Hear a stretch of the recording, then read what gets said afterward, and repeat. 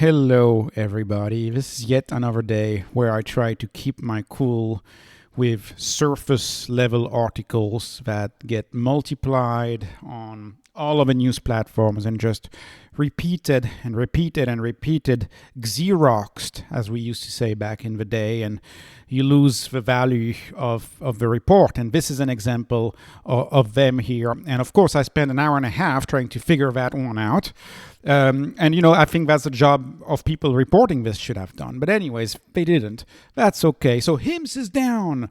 Weight Watchers is down because Novo attempts to restrict compounded semaglutide. Do you think that's what they're trying to do? Do you think that? Do you really think that? So stock is down 10%. So let's go. And by the way, this is just one example of an article. Hundreds of articles like this all over. This is another one, CNBC's version of an article. You get no new content. You can get 100 of articles. You can read 100 of articles like this. You don't get the content. You don't get what's gonna happen. So Novo Nordisk, they're trying to force the consumer into paying economic rent. This is what patents do. Not a problem, right? It's the law. It's how it works. It's patents. You can force the customer into paying a fortune for your product. Sometimes pharma companies get in trouble when they do it too much. I don't want to make this a video about the value of patents and whether patents are a good thing for humanity or not. Never mind that if James Watt didn't have a patent on the steam engine, we would be 20 years ahead, 20 years early in the Industrial Revolution. The Industrial Revolution started 20 years late because of patents, and so I don't want to talk about the fact that sometimes you have a company who was a very meaningful drug. Aside from talking about weight loss drugs, the fact that these drugs are so successful are why? Because people get healthy, right? When you lose weight, sure it has a lot of side effects. These drugs, sure there's issues here and there, sure they're expensive, but the reason why so many people get them is because when you lose weight, all of a sudden so many problems of your life start going away. And sure, it's not perfect. Sure, you have to take it for the long run, but some people are just not willing to quit hitting and go to the gym, and sometimes you can't, right? If you live as a family, if you live with somebody, it's not like it's easy to lose weight. This has been a battle of the past 70 years to lose weight. These drugs, GLP1s, they're a solution to lose the weight, and now you have companies, of course, that invented these drugs who want to restrict access to these drugs in order to get the consumer into paying them an economic rent. And that is fine. I happen to side with Elon Musk, that patents are for beep, is what Elon Musk said famously in a podcast, and I agree with him. I think competition should be pure, but that's not the world we live in, and that's fine. There's a shortage, though. There's a shortage right now, and the reason why the FDA is allowing compounding pharmacies to sell semaglutide is because there is a shortage. And of course there is a shortage. You have near 10% of Americans that are on these drugs. The whole world wants these drugs. They get approved from country to country to country. Obviously, there is a shortage. I think there will be a shortage for years. But the American consumer is a very desirable consumer because they pay a lot for the drugs. That's why these companies want to do everything so that the American consumer gets the original version and not the compounded version. Anyways, let me talk about this article. So first of all, they argue, right? They sent a submission to the regulator where they argue that Ozempic is hard to make, and they say it's hard to make and the generics are unsafe. And so I have two things to say when you say that is, first of all, if the compounded pharmacy, right, the compounded version of semaglutide, which is no different from a generic, it's just made by someone else. If that's unsafe, well, how do generics ever get allowed, right? Generics should never ever get allowed, right? You should always have only the brand that created the product generate the product. Generics should never ever be allowed, or only Novo knows how to make the molecule, right? It's a molecule. Only Novo knows how to make it. Well, of course not. It's not the case, right? Tylenol, to this day, they still claim to be working much better than the generic. It's acetaminophen, right? Acetaminophen is a pain reliever. Tylenol is still promoting that they're the better product. And these brands always, of course, they say, oh, we are the better product. Get the brand. You have the brand, you have the generic. But at the end of the day, the active ingredient is a molecule. This is pharma for you. It's just a molecule. Right? This is what semaglutide is. This is this molecule, this pretty molecule right here. This is the formula. At the end of the day, it's a molecule. We know how to manufacture those. They make them as these big reactor type machines. We know how to make those. This is a well-known process. And that's why generics, whenever a traditional drug gets off patent, you quickly have a firm like Teva Pharmaceuticals just steps in and say, hey, yeah, we have the same, because they are, I don't want to say they're easy to make, but we know how to make molecules. That's what I'm trying to say.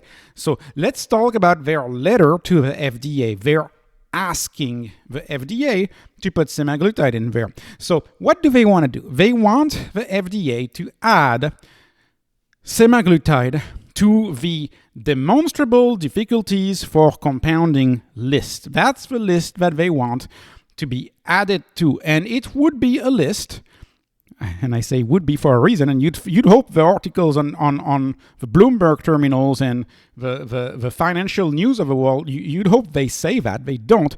They want to be on a list that should be published by the Secretary of Drugs or categories of drugs that present demonstrable difficulties. So there's a list that should be published under Section 503(b)(3)(a) of the FD&C Act. That's that list that should be published.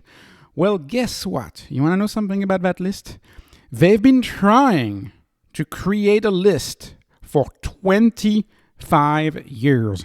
The list is in flux and has been in flux and has been worked on for 25 years. And to the best of my understanding, the reason why this list is kind of just hanging up in the air and not enacted on and not officially published with enforceable content, the reason for that is because the compounding pharmacy is a lobby. It's a powerful lobby who's like, not my drug, don't put my drug on your list that would not allow me to compound.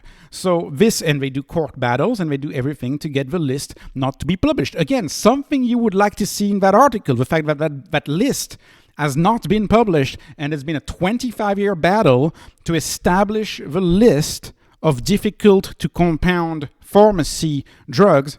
You would want to see that in the news article, because that's important to realize that list has been worked on for 25 years with no result whatsoever. The list is not published. So I'm sorry if I get carried away here, but look at this.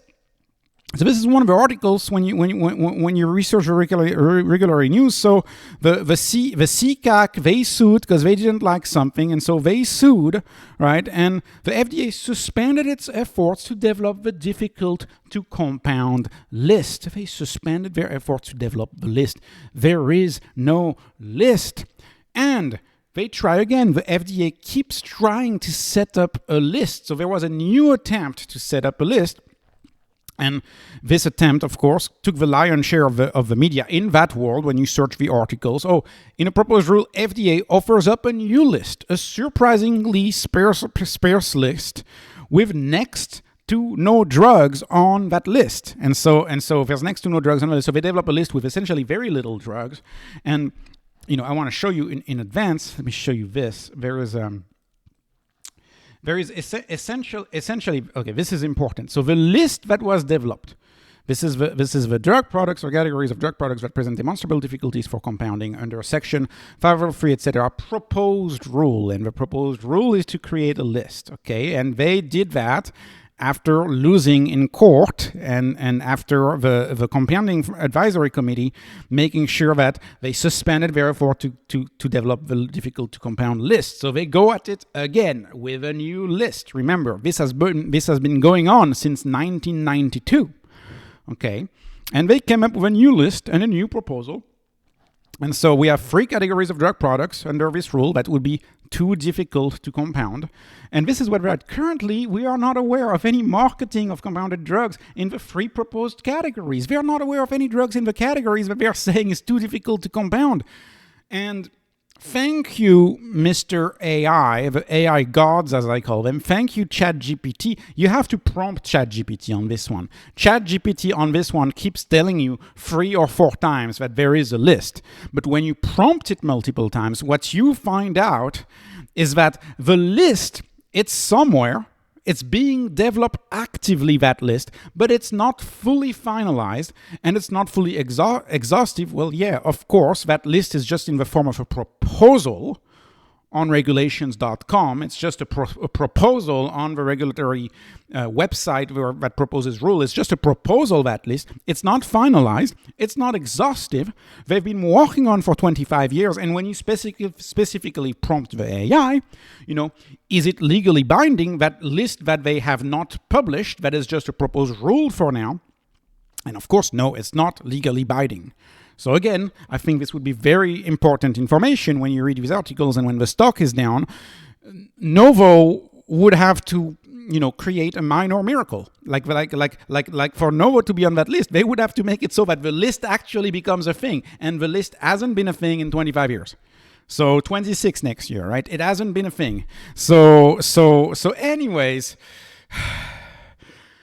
To conclude today's entertainment, this is not legal advice, not financial advice, not health advice. I am just an entertainer. Of course, I'm definitely not a journalist, right? I'm not that level of smarts. I'm not a journalist. So none of that. This is none of that, right? So again, the list, do you think that it's the time after 25 years? Do you think the FDA is finally going to release that list? Or do you think the compounding pharmacy lobby is going to make it so that that list never ever gets published?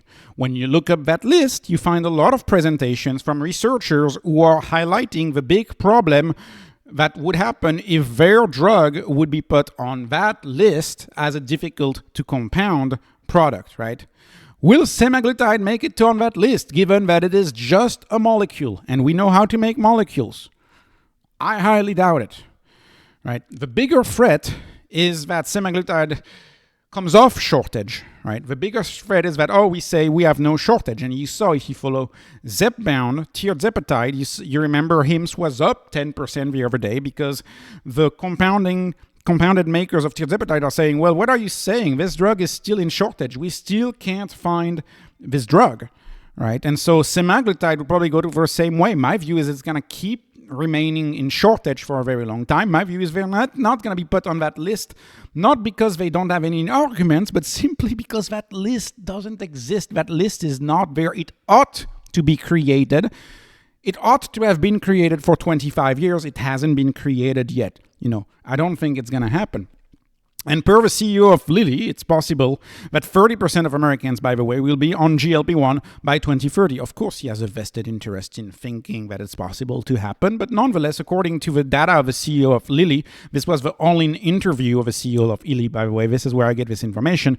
He was saying that 10% of Americans are roughly on one form of GLP-1 or another. If you include people who actually use the GLP-1s for type 2 diabetes, and you add to them those who use it for weight loss. So this number, again, makes sense. Diabetes is one of the most common conditions in America. Those numbers make sense.